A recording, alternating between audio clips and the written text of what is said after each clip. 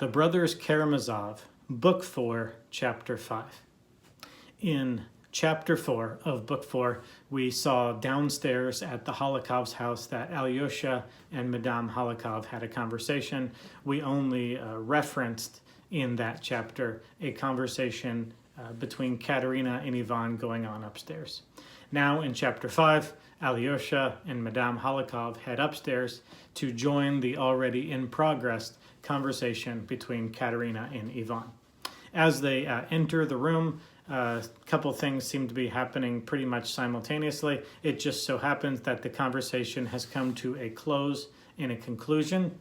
And also Alyosha is thinking about his two brothers, what he wants for them, what he thinks about them, how they're relating to each other, but more than that, how they each relate to Katarina and which is the better match and what is the proper outcome. What I think is probably going on there is we have Alyosha in sort of a double bind where he either loses coming or going, in that he's trying to be this force of active love in the world, as Sasima has taught him. But yet, what do you do when you love two people whose interests are at odds with each other? In other words, you're going to lose one way or another. And so Alyosha is thinking about all that. Who belongs with Katarina? Maybe neither belong. And what about her? What about her character? Is what Alyosha is thinking. Then simultaneously with that, as Alyosha and Madame Holokov enter the room, the conversation seems to be concluded between Katarina and Ivan, and the outcome is that Katarina has decided that she will stay with Dmitri. Ivan superficially agrees with Katarina's conclusion and adds to that, well, that's convenient because I'm leaving for Moscow tomorrow anyway. Katarina can't hide her satisfaction, or maybe the right word is relief at that. And Alyosha looks at the situation and says, no, see, this is the problem. People don't speak honestly about their feelings.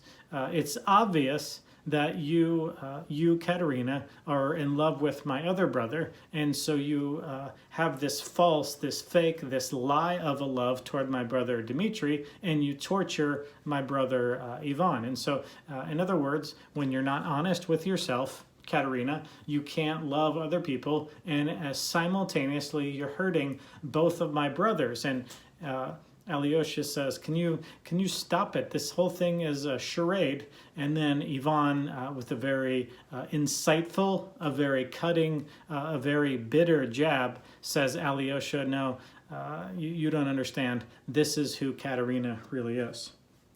She has known all the time that I cared for her. Though I never said a word of my love to her, she knew, but she didn't care for me. I have never been her friend either, not for one moment. She is too proud to need my friendship. She kept me at her side as a means of revenge. That's what her heart is like. The more he insults you, speaking of Dmitri to Katarina, this is Ivan speaking still, the more he insults you, the more you love him.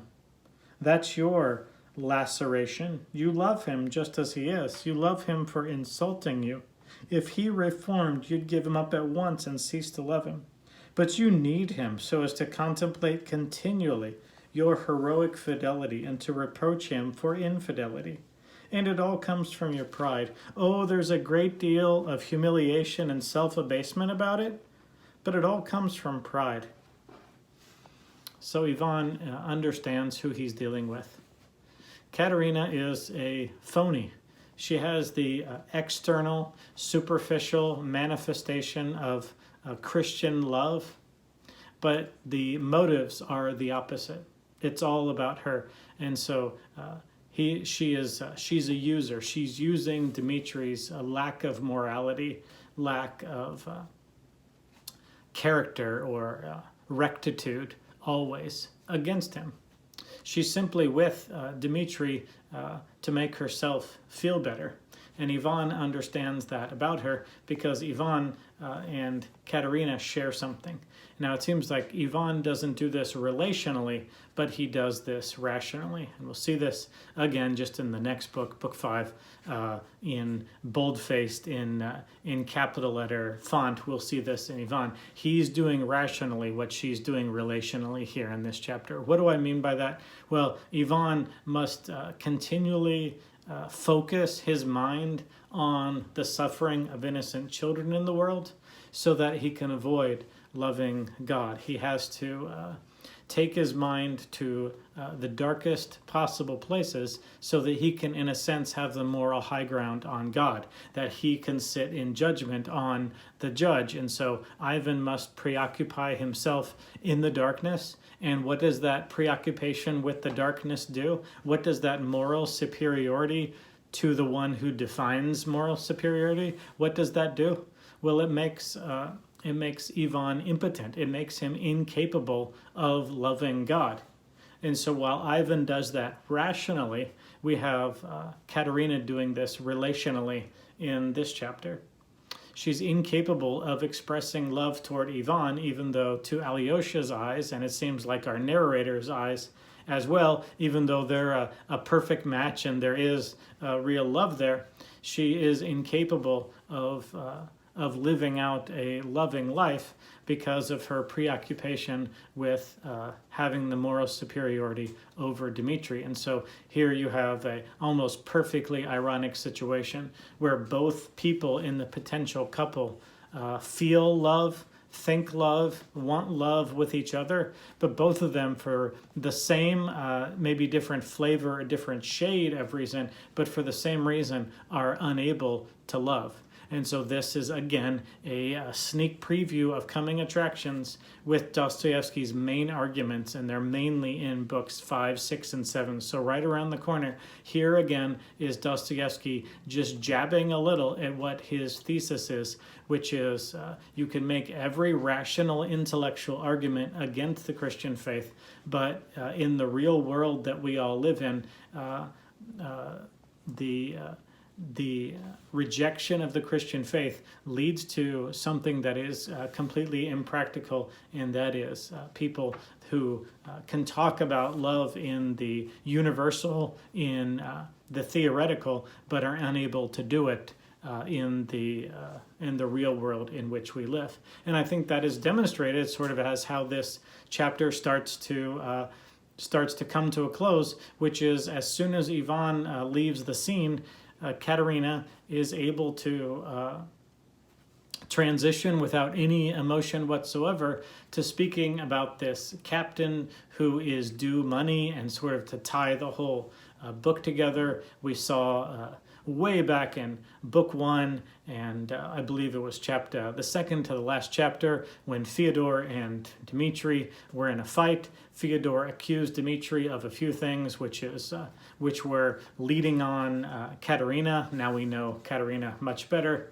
of having an illicit relationship with Grushenka and setting her against him, Fyodor. And the third thing Fyodor accused Dmitri of way back there in book 1 was beating up an officer at a bar that had some business to do with Fyodor on account of Grushenka.